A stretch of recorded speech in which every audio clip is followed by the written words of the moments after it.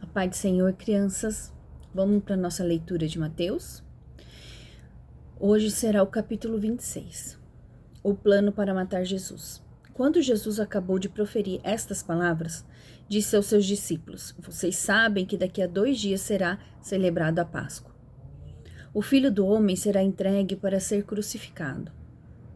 Então, os principais sacerdotes e os anciões do povo se reuniram no palácio do sumo sacerdote, chamado Caifás, e deliberaram prender Jesus à traição e matá-lo, mas diziam: não durante a festa, para que não haja tumulto entre o povo. Então, a gente pode ver nesses últimos capítulos, né? Nós vamos ver exatamente isso, a traição, né? A gente vai ver o plano de morte, que é esse que a gente acabou de ler. Nós vamos ver a Páscoa, a ceia, Jesus no Getsêmani, Jesus sendo crucificado, a ressurreição, tudo isso até o 28.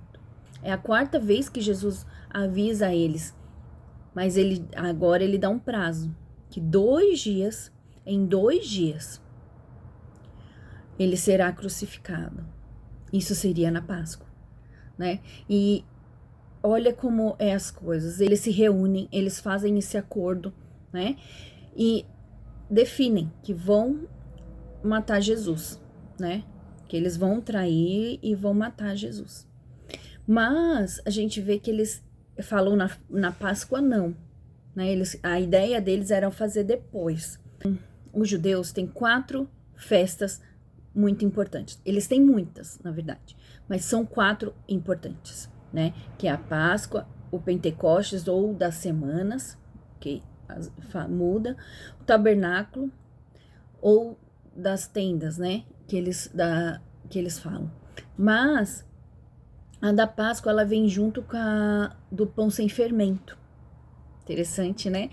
E eles não querem, porque na festa da Páscoa vem muitos peregrinos, vem muitas pessoas de fora. Então, eles não querem causar tumulto. Porque eu fico imaginando o sentimento, né? O mix de sentimentos que Jesus teve ali naquele momento, sabendo que daqui 2 dias tudo ia acontecer. Jesus é ungido em Betânia, versículo 6. Quando Jesus estava em Betânia, na casa de Simão, o leproso, aproximou-se dele uma mulher trazendo um frasco feito de alabastro, com um perfume precioso que ela derramou sobre a cabeça de Jesus, estando ele à mesa. Vendo isto, os discípulos ficaram indignados e disseram: para que este desperdício? Este perfume poderia ter sido vendido por muito dinheiro para ser dado aos pobres. Mas Jesus, sabendo disto, lhes disse: por que vocês estão incomodando esta mulher? Ela praticou uma boa ação para comigo, porque os pobres estarão sempre com vocês, mas a mim vocês nem sempre terão, porque derramando este perfume sobre o meu corpo, ela o fez para o meu sepultamento. Em verdade lhes digo que onde for pregado em todo o mundo este evangelho, também será contado o que ela fez. E a gente vê que realmente, né, hoje nós estamos o quê? Falando dela. É a lembrança, né, do que você faz de bom, das suas intenções puras do coração, vai ser lembrado. E nesse caso, foi exatamente eternizado, né? Foi colocado na Bíblia a história dela. Né? Ela derrama um nardo puro. E esse nardo puro é um óleo aromático que eles preparavam, né? Que eles usavam para atos solenes, casamento, né? Ou mesmo casamentos mesmo, que eles embalsamavam o corpo. Em um ato de devoção, ela fez aquilo pro Senhor, né? E era um perfume muito caro, 300 denários. Isso significa o salário de 1 ano para eles. O pacto da traição. Então um dos 12, chamado Judas Iscariotes, foi falar com os principais sacerdotes. Ele disse: quanto me darão para que eu entregue a vocês? E pagaram-lhe 30 moedas de prata. E desse momento em diante, Judas buscava uma boa ocasião para entregar Jesus. Judas procurava um líder militar que restaurasse o governo a Israel, que estava tomado por Roma, tudo. E por algum motivo, ele achou isso em Jesus, né? O Messias. Então, talvez ele entendeu que o Messias vinha para livrar, mas ele não entendeu a forma como que iria acontecer isso, como muitos judeus não entendeu, né? Como muitos não aceitam Jesus, né? Então, naquele momento, ele simplesmente se decepcionou, porque ele achou que viria um Davi, um Gideão, que viria um Saul, que iria proteger o povo, a nação, que ia tomar de volta o governo, né, de Israel. Mas não é isso. Ele não entendeu para que Jesus veio. Jesus veio para anunciar o reino, o arrependimento aos corações, né? É o que a gente tem visto durante essa leitura. Nós podemos ver que Judas tinha um caráter corrompido. E João deixa isso muito claro. Em João 12, do 4 ao 6, quando ele fala que ele roubava o que lançava na bolsa, né? Às vezes eles recebiam, talvez, ofertas, doações, né? Para poder continuar a jornada do ministério, né? As viagens, poder comer um pouco, né? Talvez não seria muito, porque Jesus muitas vezes ele abria mão das ofertas, mas talvez para cuidar daquele que tinha necessidade. Então ele tinha sempre uma reserva, talvez sua, não sabemos, mas ele tinha aqueles que cuidavam do ministério, como hoje nós cuidamos, né? Como hoje nós ofertamos para a igreja, tinha naquela época também. Então o dinheiro era dado para Judas. E a gente vê que ele era o tesoureiro. E isso que colocava no bolso, ele pegava uma parte para ele. É isso que João traz, né? Então a gente vê que ele não se arrependeu de verdade, né? Ele não teve o arrependimento verdadeiro que Jesus pregava. E por isso ele o traiu. Por isso que ele tinha um interesse em andar com Jesus. Né? Quantas pessoas a gente conhece que são interesseiras, que estão ali, mas não pelo, né, por você, mas sim pelo que você pode proporcionar. E isso é o que o Judas queria com Jesus. O que Jesus poderia proporcionar para ele.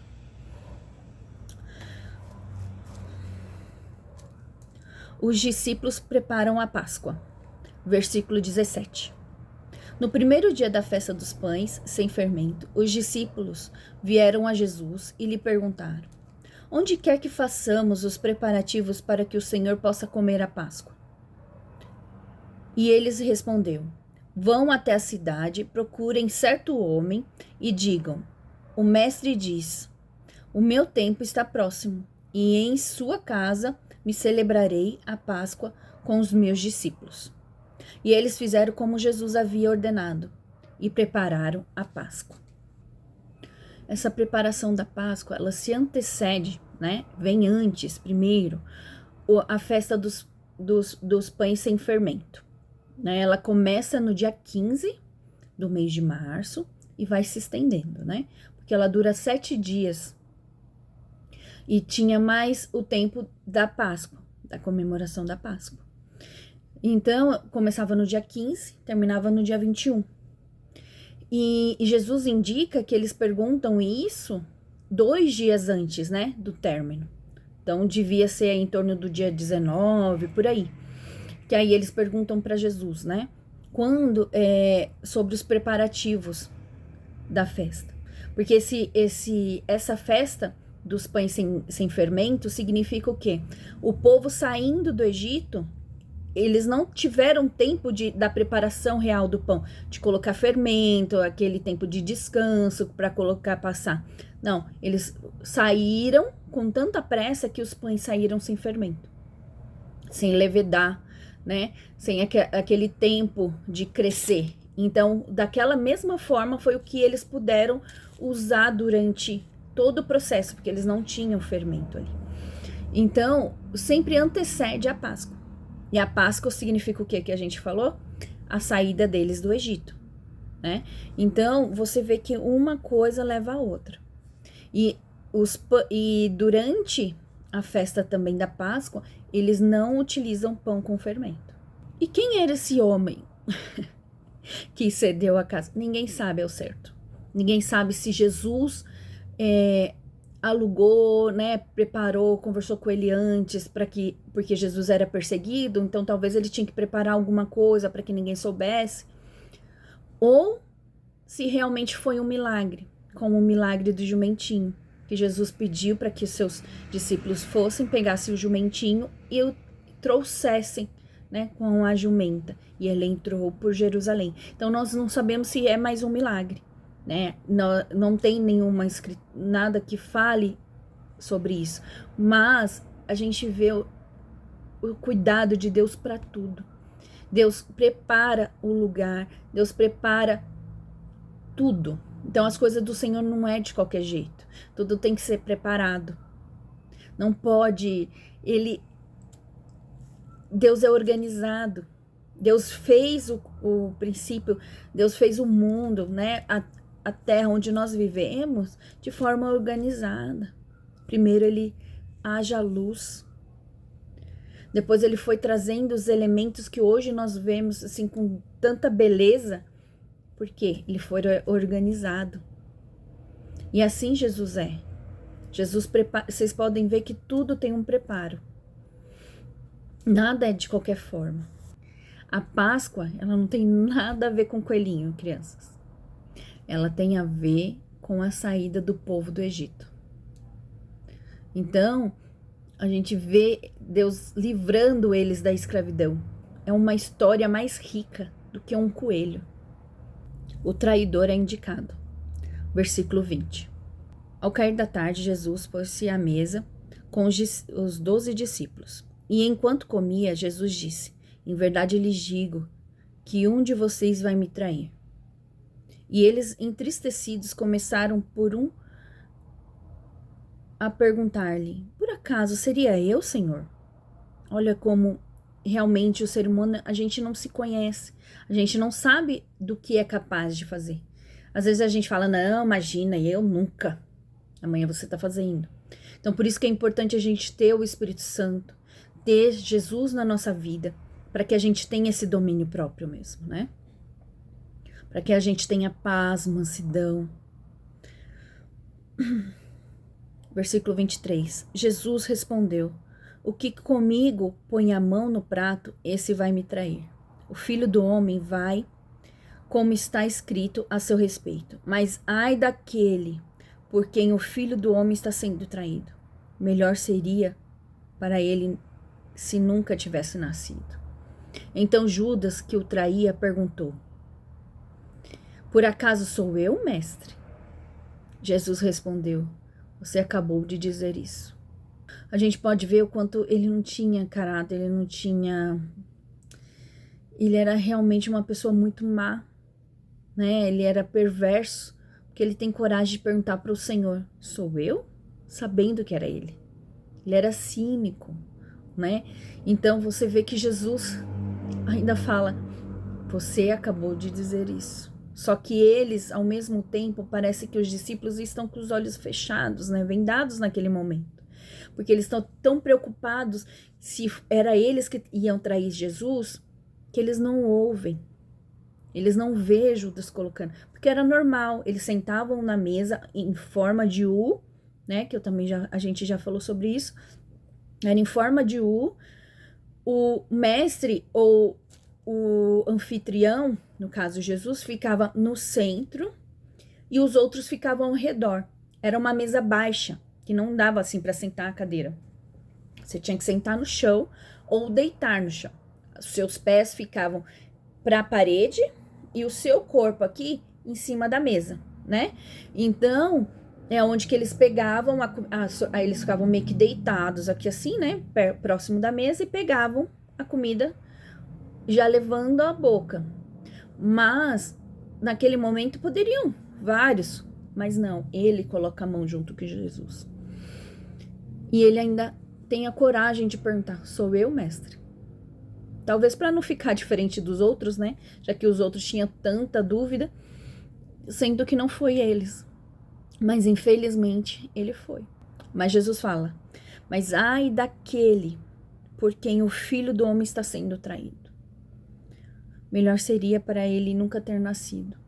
Ele tinha opção. Porque o plano de Deus seria feito, independente de Judas ou não. Para que as coisas aconteçam, Deus não precisa de nós. Ele, se vai acontecer, vai acontecer. Nós temos a escolha de fazer o certo ou o errado. Judas tinha a escolha de fazer o certo e o errado. Mas ele escolheu o errado. E ele, através da mão dele, Jesus foi traído. Talvez, se ele tivesse escolhido, não, eu vou ficar com o meu Senhor, e tivesse se arrependido verdadeiramente, o Caifás teria achado outro meio de fazer isso com Jesus. Mas isso também nos mostra, e é permissão de Deus também, porque nos mostra que Jesus tinha 12, e ele só confiava em 3. Jesus tinha 12 que estavam ao lado dele, que seguiam o ministério junto com ele, mas só tinham 3 que ele podia contar, só tinha 3 que ele poderia conversar, que ele tinha intimidade. Então a gente pode estar com todos, mas confiar é em poucos. E a gente tem a escolha de fazer o certo ou o errado. Tudo depende de nós. Amém, crianças? Deus abençoe. Amanhã a gente continua.